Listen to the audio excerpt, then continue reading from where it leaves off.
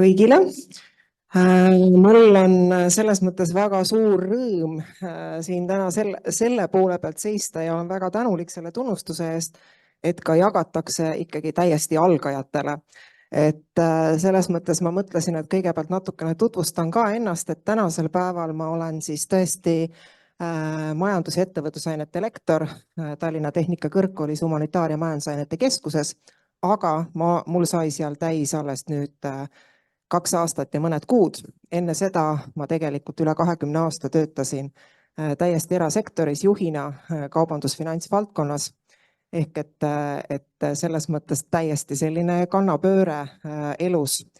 Ja mõned tuttavad on siit küll öelnud jah, et kuidas sa siis niimoodi täiesti teise valdkonda liikusid, aga alguses mulle tundus ka, et võib-olla see on selline suur pööre ja suur vahe, aga teate, ei ole väga üldse mitte. Et ka siin, kes ju õpetavad, teavad, et see on ka ju omamoodi juhtimine.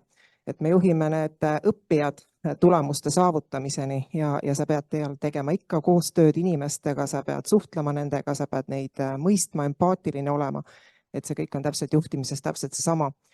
Ja nüüd siis see abivahendite pool ehk et ka siis e-õppekursus, et ka see on tegelikult vägagi seostatav nende juhtimistegevustega, et oma praktikas ma vägagi sain aru ja õppisin endale selgeks selle nagu nüansi, et mingitel ajahetkedel tuleb väga palju panustada ja aega võtta selle jaoks, et teha ära nii-öelda mingisugune enda abistamiseks töö selleks, et sul pärast oleks lihtsam. Ehk et kas näiteks õpetada keegi välja, kellele sa saad delegeerida mingeid ülesandeid, kui ma võtan juhtimise ja siinkohal on siis nüüd need e-õppekursused, et mul endal oleks lihtsam tööd teha, siis mul on ju vaja enda jaoks need abivahendid valmis sättida. Jah, minu kvaliteedimärgi sai siis minu kursus logistikakulude arvestus ja juhtimine ja just nimelt siis sessioonõppekursus. Ja miks ma muidugi valisingi just selle kursuse või miks ma nagu selle kursusega nüüd jõudsin sellise kvaliteedimärgina oli see, et kui ma alustasin siin selles Tallinna Tehnikakõrgkoolis, siis eelnevalt veel üldse mitte olles nii-öelda haridusmaastikul ja ei olnud õpetanud, jah koolitanud, nagu te nägite, täiskasvanute koolitaja kutse mul on, aga sellisel moel ma ju õpetanud ei olnud, siis ma alustasin teiste materjalidele tuginedes ja sealt nagu abi saades. See algus oli ka üldse hästi kiire, ma pidin väga mitu ainet üle võtma ja tõepoolest ma nagu kasutasingi väga teiste asju, enda eelkäijate ja kolleegide asju. Ja eks ka see logistikakulude arvestuse juhtimine kursus, seal oli ka väga palju teistelt. Ja siis oli suvel uuele Moodle'ile üleminek, versiooni vahetus. Kõik teised kursused jäid suurepäraselt alles ja see kursus oli täiesti katki. Ja siis mul lihtsalt midagi muud ei jäänud üle, kui ma pidingi hakkama seda siis niimoodi nokitsema ja otsast peale vaatama, et mis ta siis on ja kuidas ma temaga siis edasi lähen. Selle jaoks ma kasutasin muidugi Tartu Ülikooli kursust ka veel, mis aasta lõpus oli, lehtipilt oli ja eks ole tema juhendamisel. Et sealt ma siis sain neid näpunäiteid, kuidas siis minna. Nii et nagu aru saate, siis ma tõesti olen tegelikult olnud ikkagi algaja, et seda kursust olin ma selle tegemise ja esitamise hetkeks ainult 1 korra läbi teinud. Nüüdseks on juba teist korda ka tehtud, sest nüüd sellel kevadsemestril ma seda tegin juba. Et selles mõttes olen ma muidugi väga õnnelik selle tunnustuse eest, nagu ütlesin. Ja sellepärast ma siis tahangi välja tuua just neid asju, mida siis hindajad märkasid. Et need olid siis minu jaoks olulised asjad.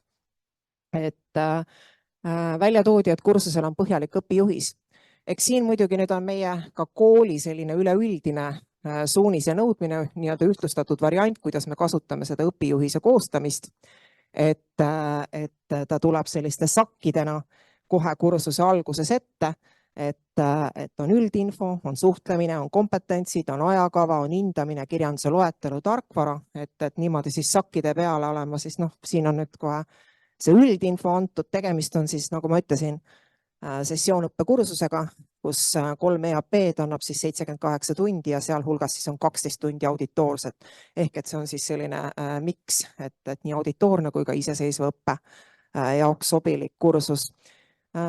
midagi siia vist panin veel, noh, kompetentside osa, lahti kirjutatud eesmärk, õpiväljundid ja siis kindlasti ka see, et kuidas ma siis nende õpiväljundite saavutamist kontrollin, et milliste tegevustega, et olen kõikide enda kursustel proovinud siis alati välja tuua selle, et kuidas ma just täpselt seda õpiväljundit hindan ja kontrollin.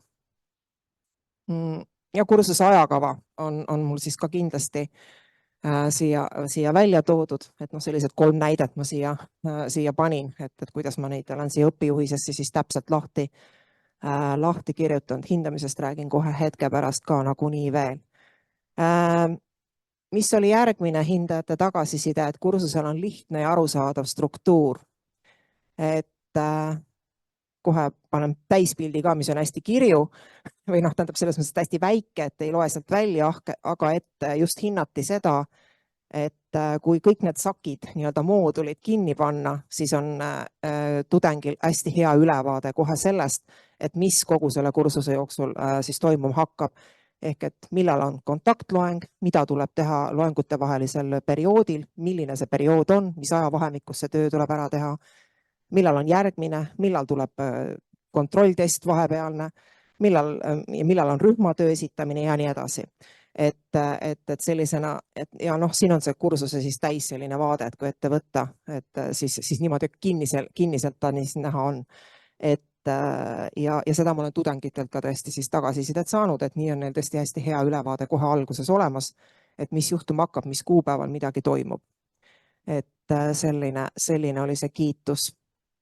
Siis jah, ja veel sinna juurde selle selguse poole pealt ka, et õpijuhise iga loengu alguses ma veel eraldi on siis selline nii-öelda eesmärgid ja siis ka juhised, et ma kirjutan veel selle konkreetse teema mooduli kohta ka veel lahti, et mis on õpiväljundid, mis on siis need juhised, et need on veel iga teema mooduli alguses ka veel, et täiendamaks siis seda üldist suurt õpijuhist. Hindamissüsteem, see tuli ka välja hindajatest, et kursusel on selge ja arusaadav hindamissüsteem ja see on samamoodi siis nagu näete siit selles õpijuhises ka põhjalikult lahti kirjutatud selles hindamise saki all, et see aine on siis hindeline nii-öelda arvestus, eks ole, et mitte eristav, et ma olen lähtunud sellest loogikast, mis on tudengitele ka hästi meeldinud, et nad saavad täpselt aru siis, kus nad omadega on, ka edenemise poole pealt, et kuna see hindamissüsteem meil koolis lähtub sellest, et 91%, eks ole, on hinne A ja 81, nii-öelda hinne 5 ühesõnaga ja 81 on hinne 4, et siis mul ongi kogu nende hindeliste töödega võimalik kokku saada 100 punkti ja nendest siis koosneb ka 20 punkti on selline teooriad kontrolltest, mis on Moodle'is, rühmatöö, mis siin sessioonõppekursus, siin on kõik asjad muidugi Moodle'is ja et täpselt sama kursust ma tegelikult kasutan päevaõppele ka, et nendega siis on kontrolltest küll Moodle'is, aga rühmatööd ja arvestustööd teevad nad auditoorselt.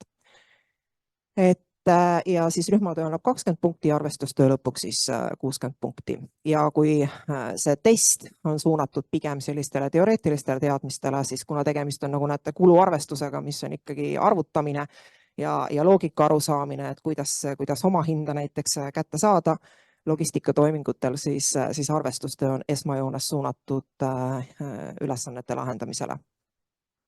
Ja siis kuskil siin peab ikka kirjas olema ka suhteliselt väike tekst allpool on ja, et mis on aine lõpetamise eeldus ja tingimused, et noh, siin on, kuna on tegemist ju sessioonõppega, siis tuleb vahepeal veel ka iseseisvaid töid teha kodus, siis ma olen oma Moodle'i hinnete tabeli niimoodi ära seadistanud, et kui need ei ole arvestatuks märgitud, ehk et need on ka hindelised, aga lihtsalt peavad saama arvestatud, et kui see ei ole märgitud, siis neile lõpphinnet lihtsalt ei arvuta.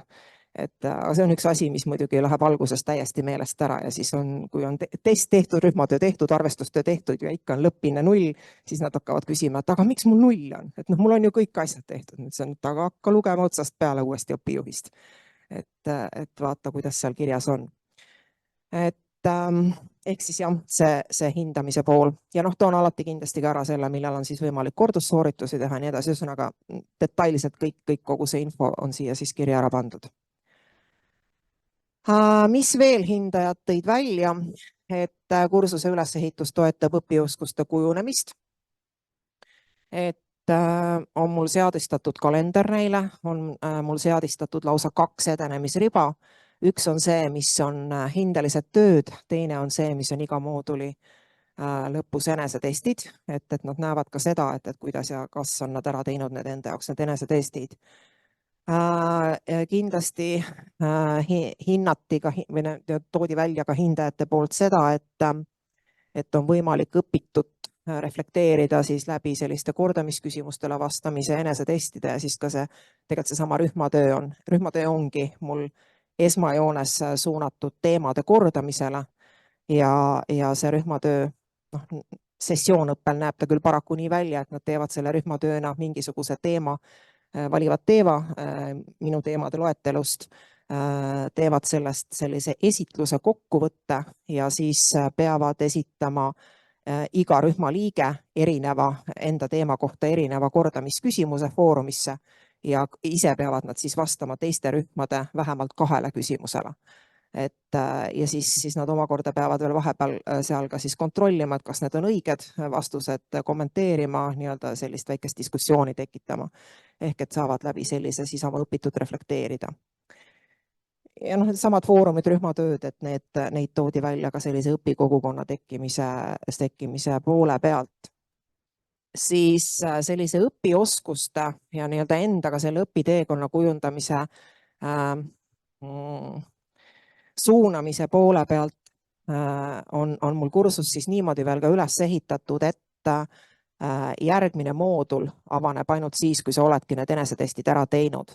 Et siin on ka näha see kirjas, et enesetest number 1, et järgmine teema moodul avaneb peale siis selle positiivsele tulemusele sooritamist.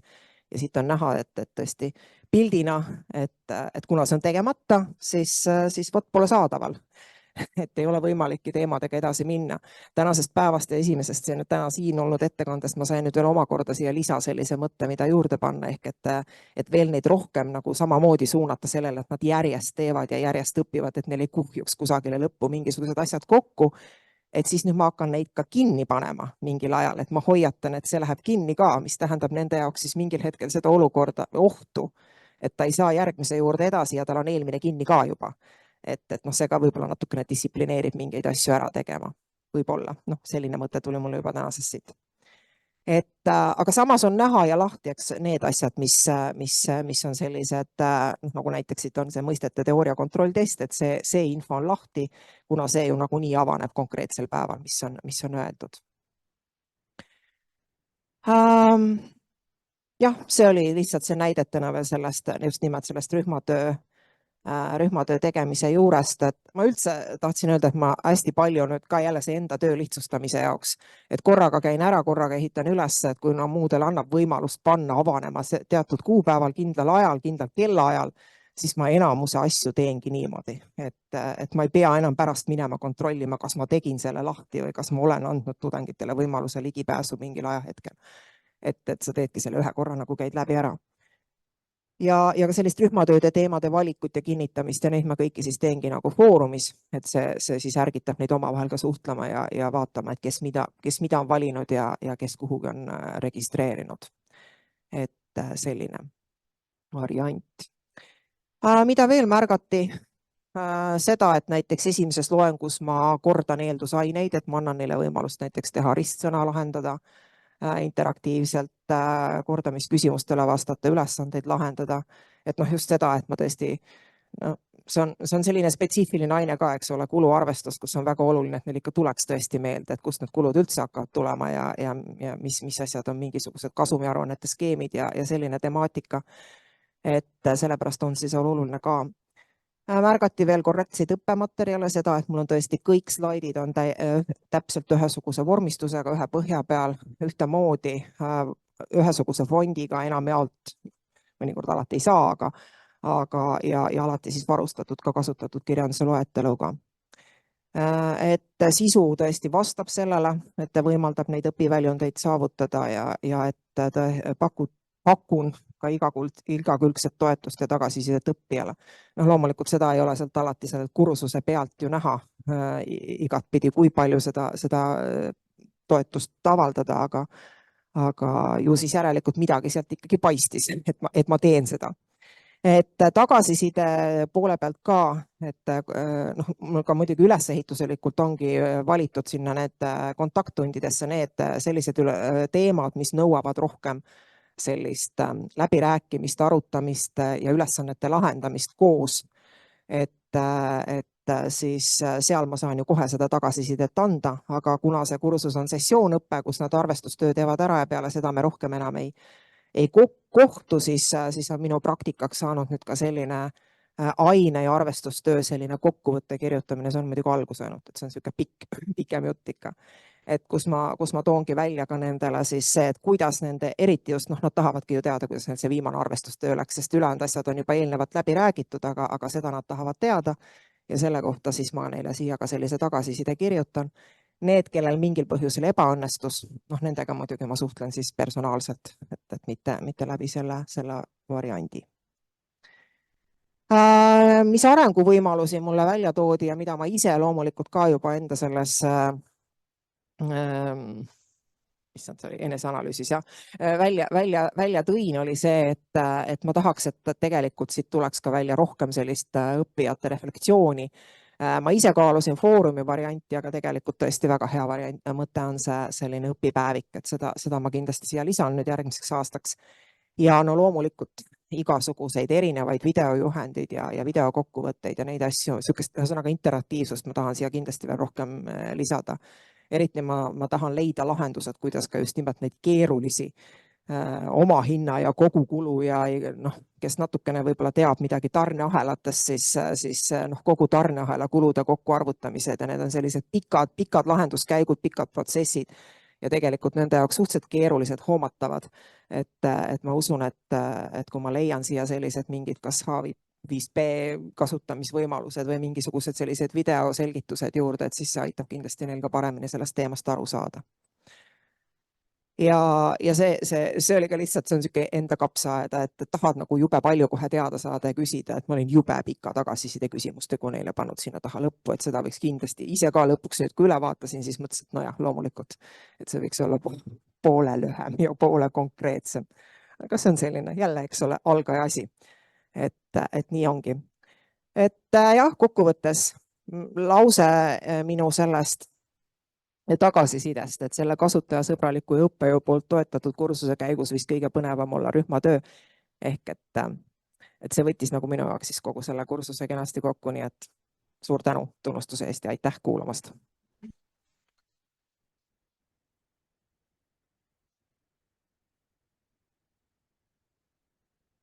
Suur aitäh, Anneli, ja võimalus teil küsida.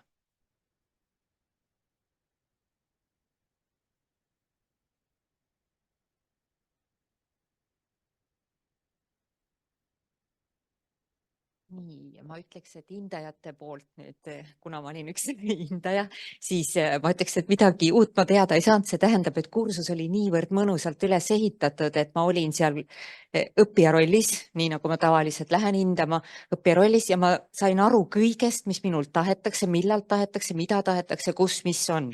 Nii et tegelikult väga selline, ütleme, töötav superkursus. Et selles mõttes tõesti au ja kiitust, et ainult jätkake nõnda. Ja tagasiside tõepoolest jah, et see oli selline, mis oli natukene võib-olla õppija seisukohast ka vaadates, et too much ma mõtlesin, aga see oli nii pisikene asi, eks ole, et selle saate lihtsalt kordada. Väga tubli. Aitäh. Kas on? Jah, on kohe. Panen siin taga selle mikrofoni siis. Sa ei pea jooksma, aga aitäh, tõesti väga huvitav. Et uudishimutsen, et kas nüüd on plaan ka siis need teised kursused, mis nagu said teistelt üle võetud, mis ei läinud kaduma selle Moodle'i vahetusega, et kas on plaan ka need ette võtta?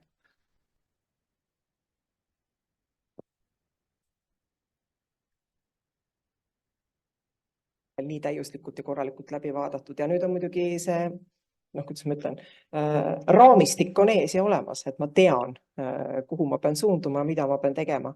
Ja nagu ma ütlesin, et seda sama kursust ma tegelikult ju kasutan praktiliselt täpselt samasugusena ka päevaõppega. Et nendega tõesti siis lihtsalt selle erisusega, et rohkem on ülesannete lahendamist seal klassiruumis ja nad teevad ka seda rühmatöö esitlemist, seal ta toimib loomulikult ju paremini. Et nad teevad esitluse, saavad kohe auditooriumi käest küsimusi küsida, et tekib see elav diskussioon ja arutelu, et see ikka kordamisena toimib väga hästi. Ja mul tekkis 2 väikest küsimust. Esimene küsimus on see, et kui teil on see süsteem, et järgmine teema ei avane enne, kui esimene on nagu läbitud, et mis see loogika on? Kas sisu on selline, et sa ei suuda mõista esimest teemat või seal on mingi muu põhjus? Või teist teemat enne esimest või seal on mingi muu põhjus? Ja siis teine küsimus mul oli, et kas te kuidagi haldate seda rühmatööde probleemi, et mõni elab teise nagu arvelt ja teine probleem, mis rühmatöödes sageli minul tuleb, on see, et ta ei ole rühmatöö, vaid nad jagavad tükkideks ja seal on nagu 4 tükki, mitte 4 inimese ühine töö. Kas teil on mingid nippe selle? Esimesele küsimusele vastates on see, et ei, tegelikult tõenäoliselt nad haldavad küll või saavad aru, aga pigem selles aines on tõesti see, et sa pead kõigepealt sellest baasasjast aru saama, ehk et mis asjad need kulud üldse on ja kuidas neid liigitatakse, enne kui sa saad nagu järgmise sammu juurde minna. Et selles mõttes seal tõesti natuke töötabki see loogika, et kõigepealt saa sellest aru, siis sa saad järgmise asjaga tegelema hakata. Ja see pool ka kindlasti, et jaotada seda õppeprotsessi ja läbikäimist sealt. Aga rühmatöödes, jah, ma pean ütlema, et täna nende sessioonõppekursustega on natukene keerulisem, et hallata seda ja ka aru saada, et kas keegi on kellegi õlul elanud. Päevaõppega on see palju lihtsam, et päevaõppega ma ikkagi lasen neil juba seal tunnis, ühes kontakttunnis, et rühmad ära moodustada, teema ära valida ja siis ma tegelikult ka juba tunni lõpuks veel, kui ma olen andnud vahepeal seal mingi pausi all neil aega omavahel arutada, siis ma tegelikult ka küsin, et kuidas te tegema hakkate, et nad esitavad mulle nagu mingisuguse plaani. Ja kui nad selle valmis teevad, siis ma küsin omakorda, et kuidas te seda tegite ja eks ma ju saan aru sellest siis, kes mida räägib ja kuidas on seal tehtud. Aga jah, selles mõttes sessioonõppega on keerulisem. Seda ma küll teen, et samamoodi see rühmatöö avaneb neile alati mul siis selle teise kontaktkohtumise poole pealt. Neil tuleb siis paus just, siis nad teevad oma teemavaliku ära ja siis ma saan natukene nendega selle teise tunni poole alguses siis pisut arutleda seda, et kuidas te seda nüüd tegema hakkate. Aga jah, lõpuni tõesti on keeruline kontrollida sessioonõppega seda jah. Aitäh. Ei paista praegu rohkem küsimusi ja aeg sai ka otsa, aga igal juhul suur aitäh teile